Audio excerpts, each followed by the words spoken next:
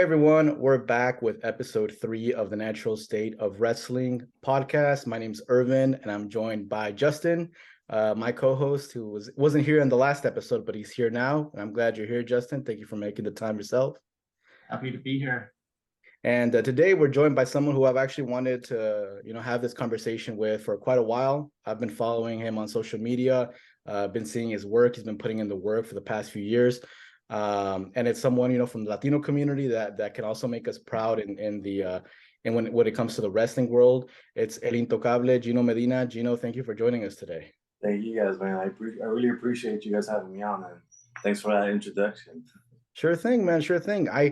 I've been, besides past interviews that you've done, I was looking at a lot of the matches that you've done, man. You've had a lot of bangers, the past few years. I think Justin was also looking at your matches too this week as well, and he was also very, very, very impressed. Yeah, thank you guys. Chris Daniels even said, I think after your match with him, that you're the future of the industry. He called you and said that you were one of the best matches he's had in a long time. He did, man. He had a lot of nice words for me after that match, and I was really, I was just really excited because Christopher Daniels is one of the guys that I grew up watching. So getting to step in the ring with him, it's a little, it's a little overwhelming, because you for me, I'm still a big wrestling fan. So just getting to tell people that I'm wrestling Christopher Daniels is amazing. So the name, going back to the name we were talking about, El Intocable, what does that mean to you? It basically, to me, basically means that I do have a certain confidence when I get in that ring. I try to stay pretty humble, out here, I'm respectful towards everybody and whatnot. But I kind of just let my opponents know that once we're in the ring, you can't touch me. I put years into my craft.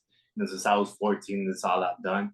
So I feel like once I step in the ring, there's a few guys that can kind of keep up with me.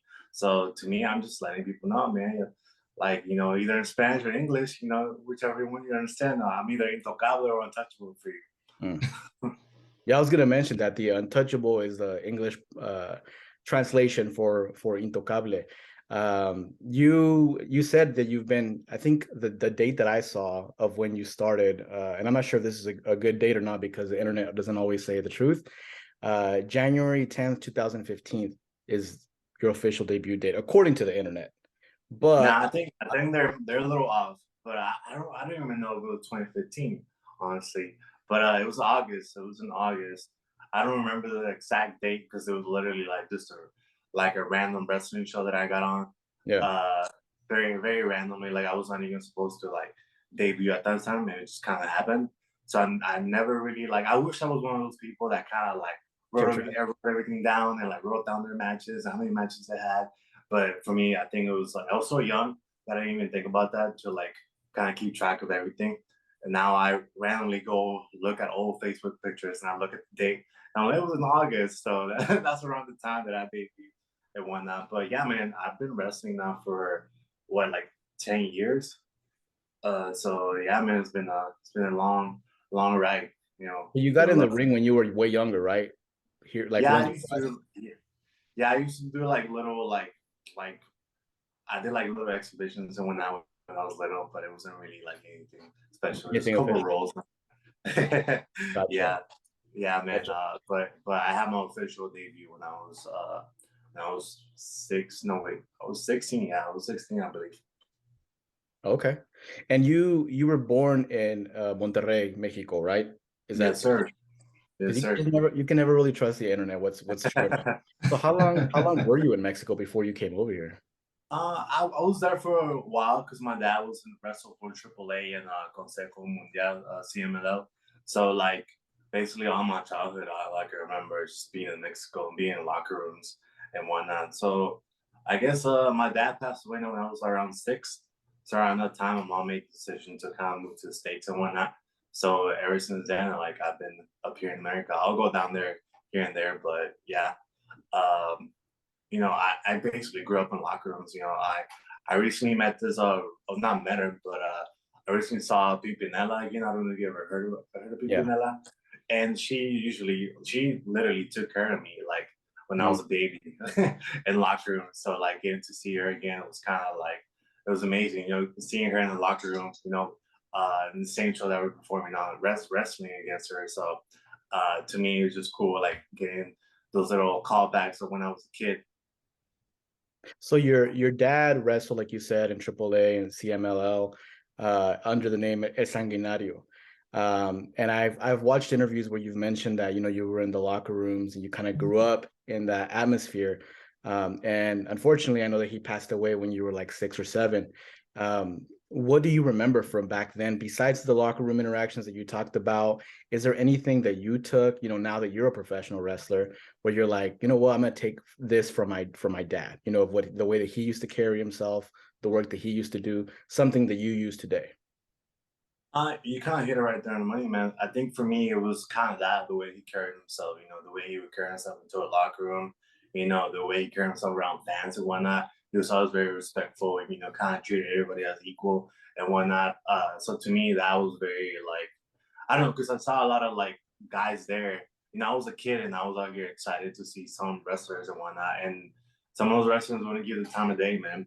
So seeing my dad kind of take the time to kind of like greet every fan, you know, if a fan wanted a picture, he would take a picture with them. You know, if a fan wanted a mask get signed, he would sign that mask. So for me, that's what it was. It was kind of treating the fans, you know, kind of like a family, you know, because once it gets down to it, like those people are supporting you, you know, they literally take the time of the day or sometimes even kind of throw their money at you, you know, like, you know, paying to come see you, you know, throwing money in the ring, buying your merch and whatnot.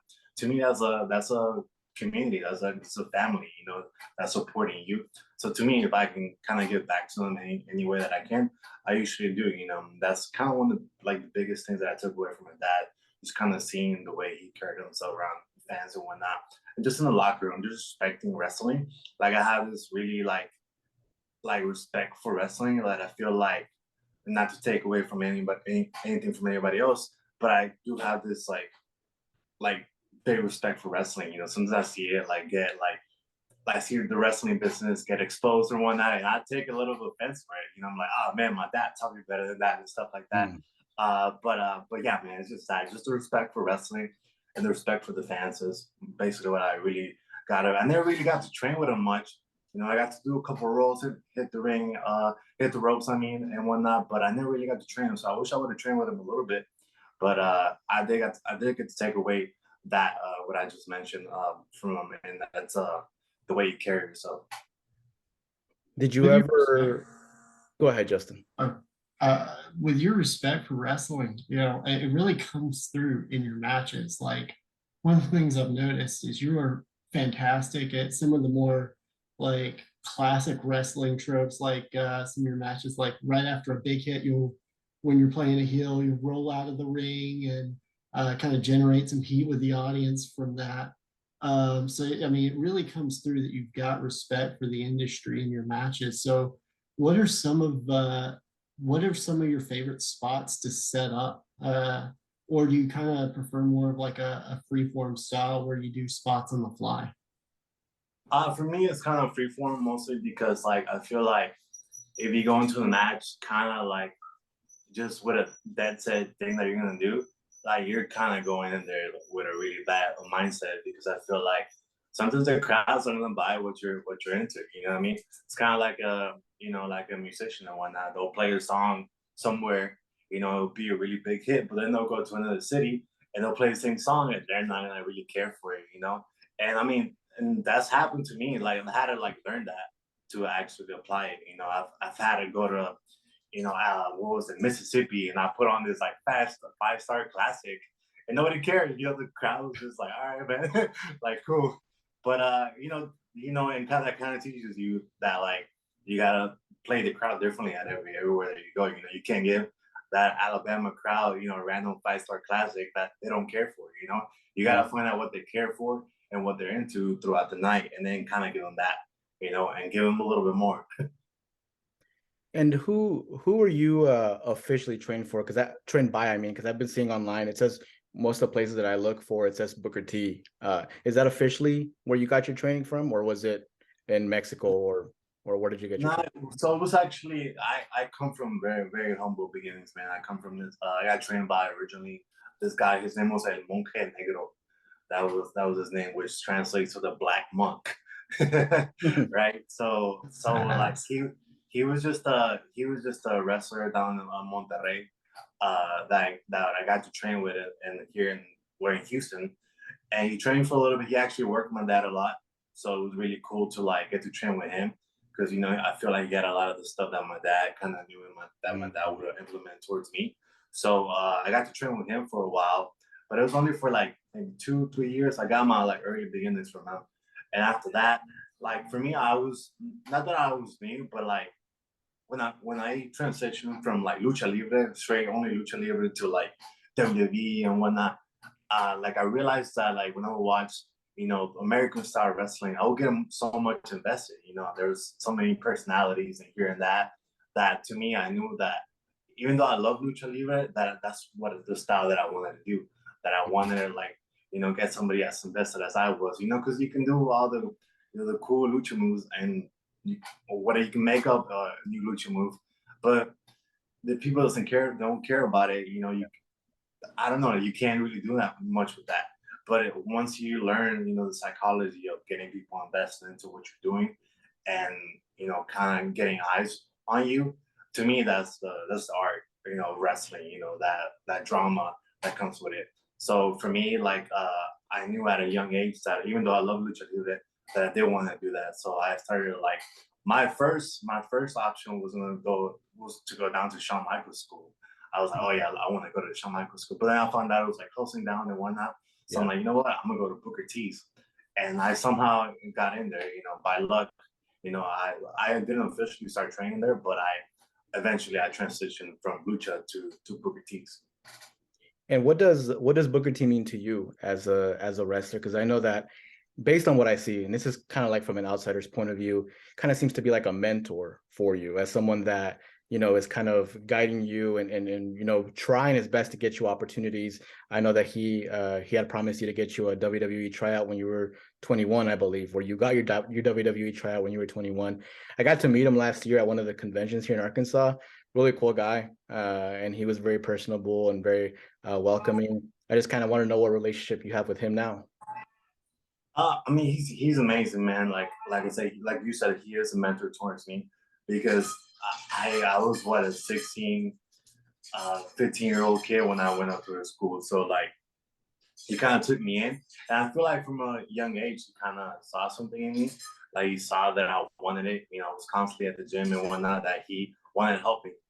So I don't know, man. I got nothing but great things to say about Booker. You see people now like Brian Keith. You see people like Mysterious Q, Hyon, Roxy. You see the people that he's helped, and you see where they're at now and how talented they are. So that kind of just speaks for itself how good of a mentor he is, because he would literally sit there and not sugarcoat anything for you. He'll literally tell you how it is. Some people don't like that, but you really gotta learn how to take it and kind of like, know that he doesn't mean anything in a bad way. He's literally telling you stuff that other people aren't going to tell you. And for me, that's what I love about him. He will, like I said, he'll be very blunt with you. But yeah, man, Booker T is great. He's literally what you see on TV. He's a character, like at all times. He's Booker T 24/7. So just being around that, just getting to watch tape with him. He'll literally sit there and kind of break down stuff with him that he did. Stuff with him versus like Benoit versus Eddie versus Bret Hart. Stuff that you're not gonna get at any other wrestling school. Getting like knowledge from a two-time Hall of Famer. Is something that you can't put a price on. So getting to train with Booker T, man, it's been amazing, and it's been a fun ride. Eventually he kind of took that trust and making me one of his trainers. So for me, for him being able to do that with me, that gave me such a confidence in my wrestling abilities and the way that I approach wrestling, that like it just made me a better wrestler. And I also saw that in past interviews that you've mentioned that I'm not sure if I got this right. You can correct me if I'm wrong. But a lot of your style is kind of like inspiration from Shawn Michaels, right? I think you mentioned something that you have, not all of it, obviously, but you did take some inspiration from Shawn Michaels. But your favorite wrestler has always been Edge, which I kind of wanted to ask you, how do you connect with Edge, like yourself as a young wrestling fan? You know, when you started getting watching it on TV, what was it about Edge that wanted you to root for him? Made you want to root? Uh, as a kid, I didn't get it either. I'm like, why do I like this guy? This guy's so cool. Yeah. But he would come out with the, with Lita and the championship, and, the cool music, the cool fireworks, and I'm like, oh, this guy is cool. But now that I'm older and I think about it, and like to me, I think what got me is just that little like how I was saying, the little things he does. He just doesn't do the moves. He'll get you invested into him. He Mm, does.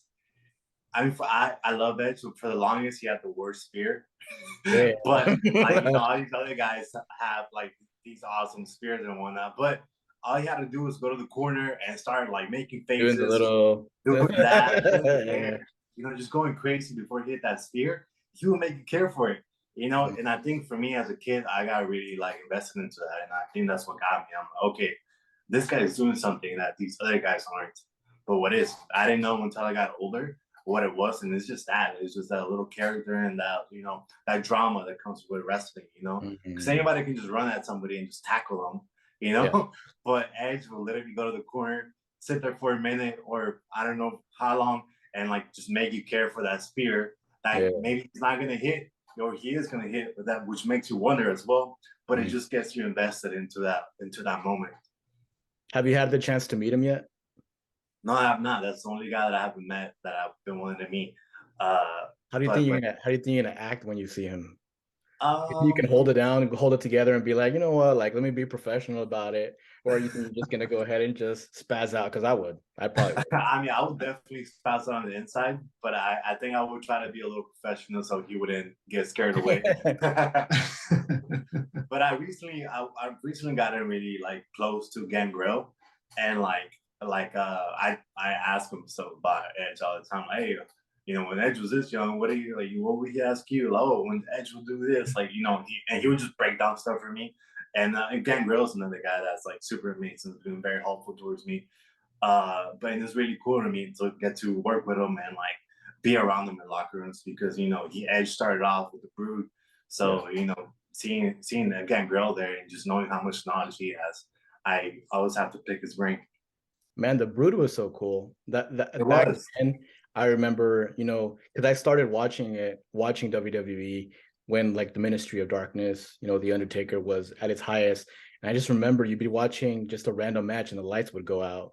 And you start seeing like those red spots, all over the crowd, and then lights go back on, everybody's covered in blood, and it was a good moment to And be a their theme fan. song, man, their theme song was amazing. Yeah, definitely, man, definitely. So talking about, inspiration, I know that like we kind of mentioned a few minutes ago about the inspiration you've gotten from Shawn Michaels. One of the things that we hear all the time, which I think you've talked about this before, is the comparisons, Gino, Sammy Guevara, Escobar, Garza, all these people like remind us of Eddie Guerrero, remind us of Rey Mysterio, all these different things. How do you feel about that now? About those comparisons that people make? Because I do feel it can add a lot of pressure to a pro wrestler, and sometimes people, a lot of the times, like it will affect them negatively. How has it affected you, those comparisons that you get? And is it a positive or a negative? What do you think? I think I think it's a very like interesting situation because like you immediately have all the Latinos, you know, you have them. They have to like set up that bar, that Eddie Yeah. said, and that's a really high bar right there, man. Like, because you see people like Escobar, the Garças, all these guys, and people automatically want to go, oh, he reminds me of Eddie Guerrero, and that, like I said, that's a really like high bar that Eddie set, and it's amazing because this shows that all that us Latinos we're like workhorses. We want to work. We come to wrestling to work. And like growing up in lucha libre and whatnot, our parents teach us, that whole hard work and determination to kind of like want to be the best. And that's kind of what Eddie did. And for us all Latinos, we kind of just we kind of follow that, you know. We kind of want to go after that and whatnot. But to me, the only thing that's negative with that is that like, sometimes people see me and like you know Escobar and the guards and whatnot, and they instantly go, "Oh, he kind of reminds me of Eddie." And I'm like, "Oh, really? Is it because we're Mexican, or is it just Like, is this a racist thing, or is this like because of my right?" talent? And then Like, y'all are both from well, Texas. I You and feel like Sammy are people from see Texas too. yeah, but I feel like people see me and they instantly go like, "Oh, that kid must really like Eddie Guerrero or Rey Mysterio." I'm like, I like Edge, but you know, I really do respect, I really do respect them as well. But that's the only like little bad stigma that I get from it is that like I feel like people instantly want to like you know categorize everybody with Eddie or Rey Mysterio, you know. But you know, for me, I'm super proud that like you know we have Eddie Guerrero, you know, because that's you know, we don't have any. We don't have any superheroes, do we? Like we barely got, you know, Aquaman, or no, it wasn't Aquaman. It was what's his name? Namor. The guy. Namor. Yeah, no more, no more. We barely Namor. got no more. So now we got Eddie Guerrero, you know, to kind of hold it down for us. You know, I just saw like a meme recently.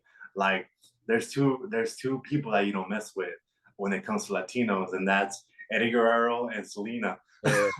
And they're both Yeah, from man. Texas. Again, Texas is just There kind you go, man. Texas of something. just makes the best wrestlers, you know, and Mexicans. That's something about Texas, man. Just they've been usually it was before, I think before it was like California that was putting the culture out, you know, nationwide. But I feel like Texas the past 20 years has been like the one, not only just like culture, but even like at wrestling. You know, they bringing out so many.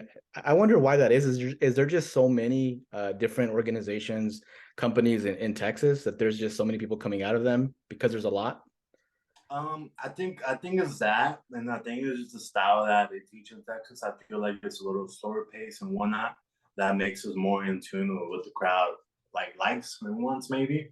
But I mean, it's been a thing for years if you think about it. You know, Michaels, you know, Stone Cold, Undertaker, you know, Booker, you know, Dusty Rhodes.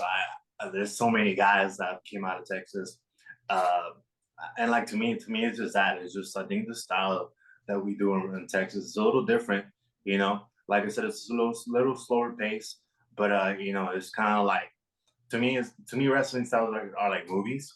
You know, you either watch that movie that really has you like in tune, and you gotta really pay attention to what's going on because they're just talking, and if you miss something, you're gonna miss a whole story. Or you can watch a movie that starts with a you know a car chase, and they're just going at it the whole movie. And both those movies are good, but there's gonna be one movie that you know translates with one person, and there's another movie that's gonna you know kind of get you a different type of crowd and whatnot. But yeah, man, to me, I think it's definitely the style. You know, everything's better than Texas. You know, everything's bigger and better in Texas. Definitely. Hey, so you got talking about Eddie Guerrero, you got to wrestle Chavo. How was that? It was like I said, man, it was amazing because like you know, growing up Latino, and you look up to the Guerreros, man. You're like, oh, these guys. You know, you watch them, and like you say, like I feel like everybody just wants to have you know representation as a kid. You know, so you see the Guerreros, and you're like, oh, like I can do that. You know, I can make it. And then getting to work him, getting to take the three amigos, I was just like, oh man, just keep me with these. Like to me, that was a pleasure, man. Getting to take those three amigos, and then kind of just getting the feedback from him after the match. I thought it was pretty amazing because he kind of took his time after the match to really talk to me and whatnot, and kind of like teach me stuff and tell me why we were doing what we were doing. I'm like, oh, like to me, and it was a lot of stuff too that had to do with Eddie. You know, he would go off on his little like, oh, like you know, Eddie once told me this because of this. And I'm like, oh, like I'm basically getting like Eddie Guerrero knowledge here. You know, wrestling Chavo. You know, and Chavo's just as talented as well. You know, he's done a lot of things. You know, now he's out here, you know, making Hollywood movies and TV shows. You know, Young because Rock. he's super talented. Yeah. But yeah, man, it was a pleasure getting to work a Chavo, and that's another thing that Booker did for me. He booked me against Chavo Guerrero just to make me a better wrestler, and that just kind of tells you how good of a mentor he is. Speaking of your match with Go ahead, Justin. Sorry. Speaking of your match with Chavo, I noticed talking about earlier about sprinkling a little drama in the wrestling to really draw the crowd in. One thing I've noticed that you're really good at doing is generating crowd heat. Like when you with Chavo, kind of doing Eddie's taunt thing in that match, and with your match with Keith Lee, where you just slapped him right in the face. I don't know many people that are brave enough to slap Keith Lee in the face. Cool. But you're really good at generating crowd heat. Like, do you like being a heel? Is that or do you have like or would you prefer being babyface more often? I honestly prefer being a heel, you know, um, but because I feel like I'm very I try to be very respectful towards people and whatnot during the day. But once I gotta switch into Gino, man, I'm like, all right, let me take this out on you guys, you know. And and it's just that, and to me, it's just funny, you know. Like to me, I really like interacting with the crowd because I want people to come watch me wrestle, you know. Because like I gotta make you want to watch me wrestle, like come watch me wrestle, instead of just want to watch me on YouTube or on TV or whatnot, you know. If you come to a match and I don't interact with you, how is that any different than you just watching me on a YouTube video, you know? Really So if you come down and pay your money to come watch me, I'm gonna make you be a part of the show, you know, and I want you to, you know, feel like you got your money's worth once you leave that show. And once you leave that show, I want you talking about me as well. You know, I want you looking me up on Instagram, you know, looking up more YouTube matches of me and whatnot. Like to me, that's the best part about wrestling. And I think that kind of just comes from Lucha Libre as well. Lucha Libre kind of taught me that a lot as well. If you guys watch Lucha Libre, before they ever do anything, they ask for the crowd. You know, they're asking the crowd like, oh yeah, like they have this like generic one where they always go otra, basically going like, oh, like another one, you know, like and whatnot. And for me, like being a kid, that's the stuff that I like, and that's the stuff that I try to implement. That's something that Booker taught me as well. He's like, you gotta give people what you want as a fan, you know? And to me, that's basically what I go with. Like, what would I want to see as a fan, and what kind of wrestler would I want to be seen as a fan? And that's the wrestler that I try to be. So we had Maddie Rankowski last week.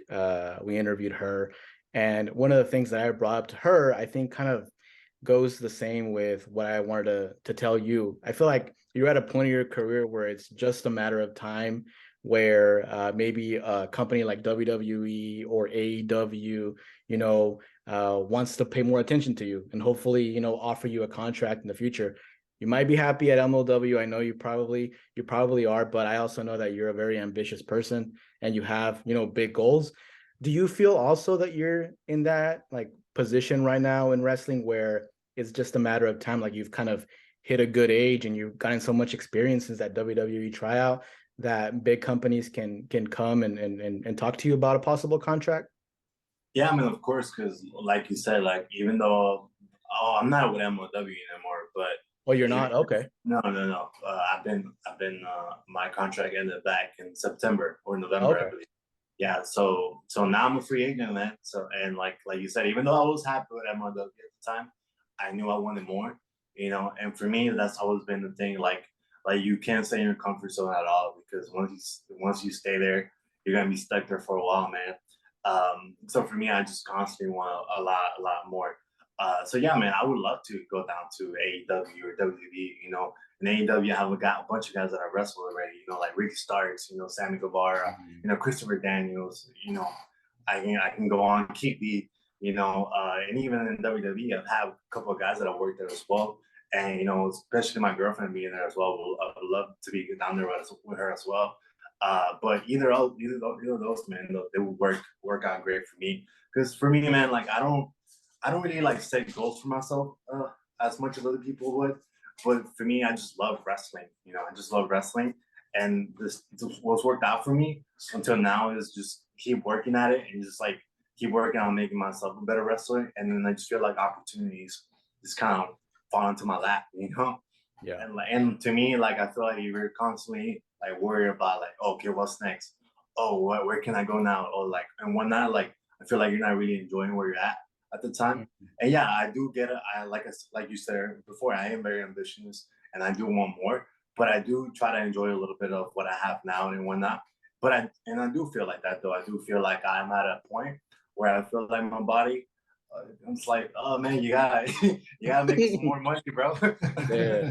Because I'm 26 right now, man, and like I'm literally like stuck. My back's kind of stuck right now, like it's killing me. Like yesterday I randomly was working out and just got stuck. Now I'm literally stuck in like one position. If I turn too much, it kind of hurts. So that kind of tells you, my And you haven't even hit pretty... 30 yet. You're still at 20. Nah, You're still at 26. Nah, man, my body's beat up, bro. And like, I mean, not as bad, but we do feel the wear and tear. Your body's not meant to be dropped in the ground and like Yeah. jump off the ropes and whatnot. So like, it takes us wear and tear. And like, the more money you can make, in the least amount of time, the fastest you can get out of it. Start training before try to make that new group of talent and whatnot. So yeah, man, I'm ready. I'm ready for any opportunity that comes. Whether it's with the WWE or AEW. To me, it would be, like you said, I have people that I know on both of them. So to me, it would be a pleasure to kind of work with either one. And I feel like you can never have too many Latinos on TV. I'm telling you, man, you're in Florida, which is like the center of where AEW is based out of, and where WWE is based on. So I think like the stars are aligning, and hopefully we hear some good news in the future. Hopefully we see you on either AEW or WWE. We think that and we're fans. Obviously, maybe we're a little biased. We think that you do an amazing job. But going back, I want to talk a little bit about one of the matches that I saw before. While I was doing, my research and looking up some of the matches that I hadn't actually seen, I saw that you had a match against your partner, Roxy. It was for New Texas Pro Wrestling. How do you get the idea, or how does she get the idea, or who got the idea to make that happen? And what does that process look like? How do you all decide at the end, who goes over in that kind of match as well?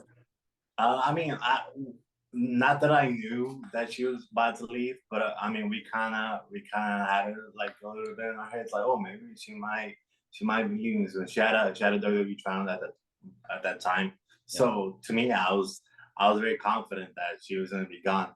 She hadn't gotten the yes or no yet, but I was confident that she was going to be gone. So that's kind of something that the promoter came up to us with and asked us if we wanted to do it, and we were both wanted to do it for a while. So we kind of just decided to kind of give it a go. And yeah, man, to me, it was just fun because, I don't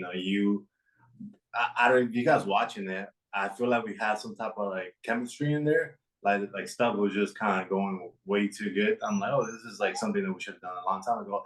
And to me, like Roxanne, she's way better than like some of the guys out there, and that's including some other girls as well, like another girl like Hyan, that's really good. Like she can keep up with all the guys that are out there, so getting to work with her, it was a lot of fun, because like I said, that chemistry, everything just kind of like, fell at the right place, everything kind of just was going smoothly. So like, to me, I would love to do it again, maybe in the future we'll do another rematch. So I noticed, like, when watching your matches, that you've got a few other intergender matches out there that you've done, and some companies kind of stray away from that, but other companies like really embrace that format. What are your thoughts on intergender wrestling and its place in the industry? To me, when I think about intergender wrestling, I instantly think about Mortal Kombat or Street Fighter. You got girls in there. Nice. You got girls in there fighting as well. It's not any different.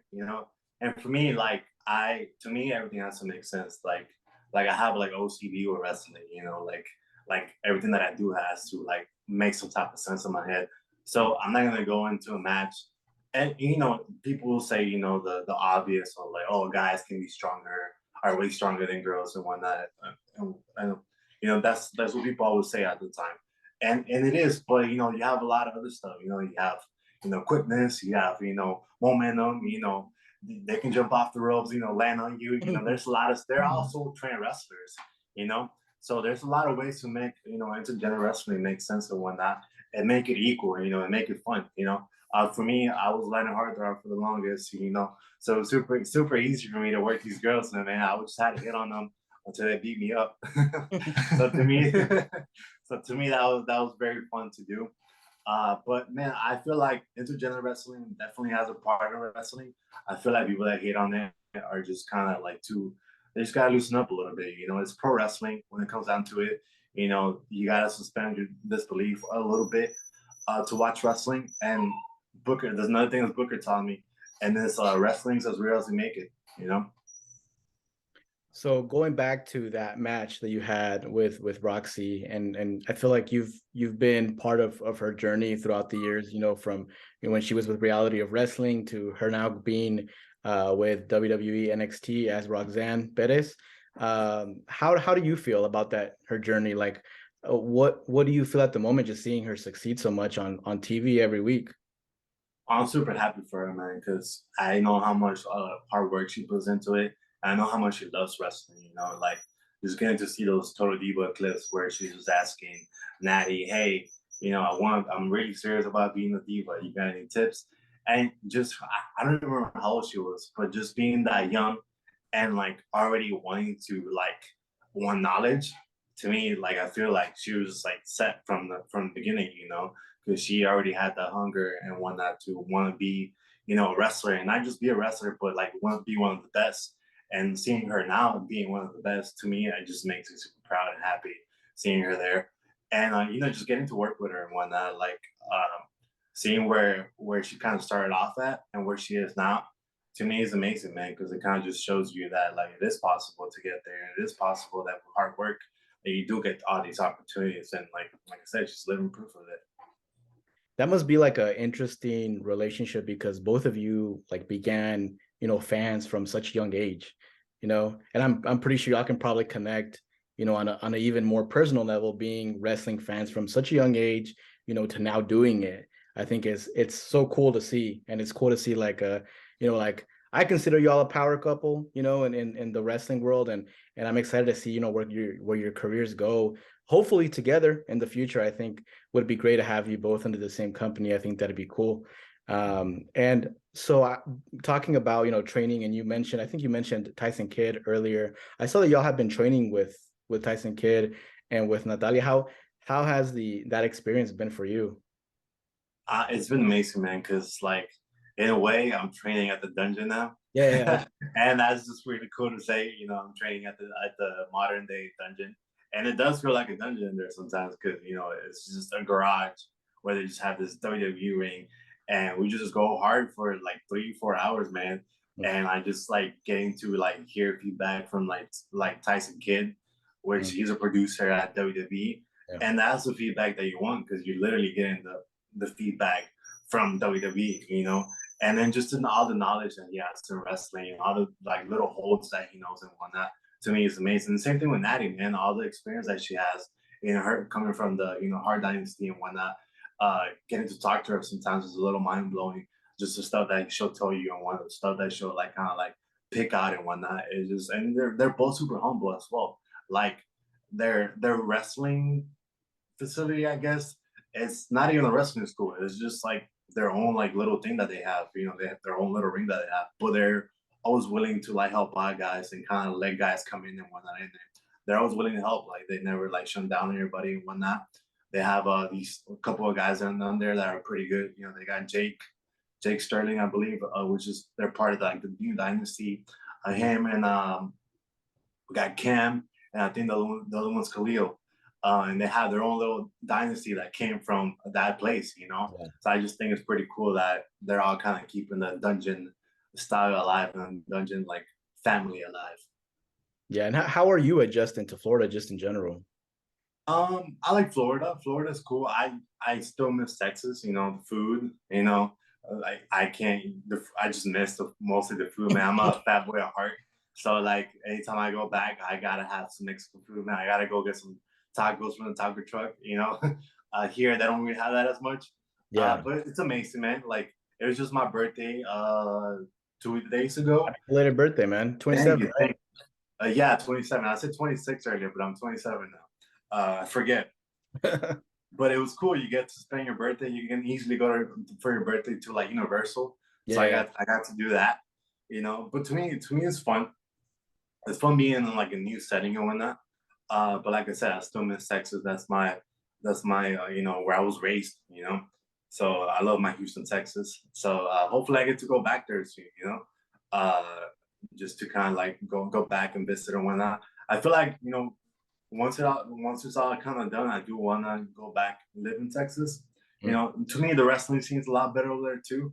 You know, over here there's not as much wrestling, but you know, over there there's so much like competition and whatnot in Texas. You know, so I just want to be part of it again. But I do get to go back a lot as well. Like coming up, I believe I'll be back over there for the Rumble weekend for RCW. I'll be down there for the Rumble they're having as well. There, and I believe I'm going to San Antonio again in a couple of weeks after that, and then Houston, then Corpus, and then just I basically go back every weekend. And being from Texas, are you team Whataburger or team In-N-Out? Team Whataburger for sure. You know, the In-N-Out burgers are too small for me, man. I just feel like Texans don't. Every time I ask a Texan this, they never pick In-N-Out, and it's always us from outside that don't have it that are always like In-N-Out's the best burger in the country. But for some reason, I always go with Whataburger for some reason. In-N-Out burger is good, but like I said, just I feel like the burgers are too small. Out of that's just what I think. You're an In-N-Out guy. Yeah, because I mean I've tried them in California and in Texas, but I'm also one of those people that is trying my best to watch my weight more. So I feel you work out all the time. You're just like, just give me the big burger, I'll be all right. You know, for me, it's like I have to think about it like 3 times. But I think Whataburger's pretty good too. We have one here. We have one here in Arkansas. We have Whataburger. Oh, really? We do. They have some here too as well in Florida. They have like. Oh, they do? I've gone to a couple of them down here. They're not as close, but we do have a couple of Whataburgers down here. Okay. Okay. And just to end this episode, I have some just small rapid questions, Gino. But I kind of wanted to hear your answer on some of these. And some of them are basic questions that people get asked all the time, but I do want to know your answers. For example, favorite opponent so far? Favorite opponent, probably Brian Keith. Okay. I've just discovered him a few weeks ago. I hear that he's now going to be in the Battle of Los Angeles, I believe. Yes, sir. Yeah. Tournament. I think I saw Booker T tweet about him, of how he's like one of his top students. So I'm excited to watch more of him. Yeah, that's the guy that I started off with, man. So like, okay, super happy to see him, kind of get his due and see him at PWG. Nice. What about favorite match, or maybe 2 matches if you can't think of just one? Favorite 2 matches. Probably I'll throw my match with Roxy in there because it was just a very nice moment, and I would throw in. Oh, man, I don't know if this counts as a match, but it counts as a moment where like it was a Christmas chaos at Reality Wrestling, right? And after the match, it was a ladder match, and it was a very fun ladder match. But I think at the end of it, Rey Mysterio came out and basically gave me like the title, So to me, like what I was remembering. I remember winning, laying on the ground, and just hearing Rey's music go off, and I was just like, what the hell? Like I remember my eyes instantly get like watery. I'm just like, because that was like one of that was when I went to my first live WWE show. He was the main event against Booker, So like getting to like, I guess like train with Booker and then having Ray come out and do that, to me it was kind of like full circle thing, kind of just like everything coming together and being like, okay, I'm on the right path. That's cool. What about favorite venue you've worked in? Probably the ECW arena. Oh, that's cool. Yeah, that's cool. It was a really nice place. How about favorite title you've won so far? Favorite title, probably the Reality Wrestling Heavyweight Championship, because that's the place where I started, and that was like my first ever like big championship. That's 3 times, right? 3 times you've won it. 3 times campeón. Hey, and what is going back to what you said about you hurting, your body hurting because you started really young? What are some things that you do to take care of yourself? Like, are you going to like physical therapy, or are you, doing some yoga, like DDP yoga? What are you up to try to That's the thing, help man. yourself? That's the thing. I don't get back to my body like that. Sometimes I'll just beat it up and I'm like, I'll be okay. I'll just work out. And I feel like that's where I need to get better at. Maybe start doing a little bit of yoga and whatnot. I do have this little massage gun that I use a lot. And that's like my go-to if like something really hurts. But something that's like magic for me is CBD rub-ons and like creams and whatnot. Those are amazing. Like if Okay. I ever have a joint that doesn't feel well, like my knee, my wrist or whatnot, my elbow sometimes are they kill me. Yeah. CBD usually like kills it, kind of like Okay. makes the pain away. Yeah. So I'm a very big advocate of CBD. You got to use that vapor rub too, Oh, that too. You gotta put it on your chest. that magical vapor of Vaporu, man, because you create some miracles. My last question is, what do you do, if you do anything, to take care of your mental health? um, I'm actually a gamer, so I like playing a lot of Okay. video games and kind of like turning everything off and just kind of going off on that. And I recently just found out that that's some type of like, I don't want to say meditation, but it's like rehab for like I forgot what it was honestly, but I found out that it actually helps a lot with your mental health and whatnot. What do you play? What was that? What do you play? What games do you play? Right now I'm playing God of War. I'm playing God of War Ragnarok. I'm playing that. I got a couple of games. I was actually playing WWE 2K. I'll play. Yeah, I was playing that like a couple of weeks ago. I'll play Roxy on there and I just beat her. Right. Does she have already her character on there, or not yet? No, not yet, not yet. Next year. Hopefully, right? Hopefully. That'd be really cool. That'd be a really cool moment seeing her on there. Right. That's gonna be cool to see, because next year, I mean, by that time they should have her on there, and then maybe the year after Gino, maybe we see some Gino on there. Hopefully, man. Hopefully, I can only the only thing I can do is work hard, man, to try to get on there as well. Definitely. Well, Gino, I appreciate you making the time to be with us today. I am just really excited to see where your career is gonna go, because you're still so young. You're 27 years old, and I know that maybe in the wrestling business, some people start earlier, but then there's some people start later. But you've definitely been putting in the work. I feel like it's just a matter of time before you get that recognition. Hopefully, we see you either in AEW, WWE. Are you also down to go to Japan if the opportunity comes? I would love to, man. I would love to, because Japan is kind of like Mexico in a way, where they kind of like take like wrestling as like a sport and they like just respect the hell out of it. So like to me, it would be a lot of fun going down there and kind of like you just kind of respecting wrestling that much and kind of just seeing all the respect that wrestling has over there. And that I would just love to go down there and kind of. I never got into work any of the talent over there either. So it'd be like the language barrier will be fun for me, because it would just be different. It'd probably be harder, but to me, like stuff like that, it gets me excited, because I'm like, okay, wrestling's easy. How can I make it harder? How can I like get better? So doing that, I've worked like a bunch of guys that talk Spanish and whatnot, and that's easier for me to just talk to them. But wrestling somebody that doesn't speak the same language as me, to me, that would be a lot of fun. And where can people find you on socials if they want to follow you, in case they haven't followed you yet? Yeah, they can follow me on Instagram, Twitter. You can even find me on Facebook under Gino Medina. At Gino Medina with 2 A's, because some guy stole it with the 1 A, so I got to settle for 2. Well, thank you. I appreciate you making the time once again. Excited to see where your future goes, and we'll be following everything that you do and supporting you. Thank you, guys. And for everybody that's watching and listening, thank you all for watching and listening. That was episode 3 of The Natural State of Wrestling, featuring Gino Medina, El Intocable. And make sure you follow him on social media, and we'll catch you all next week.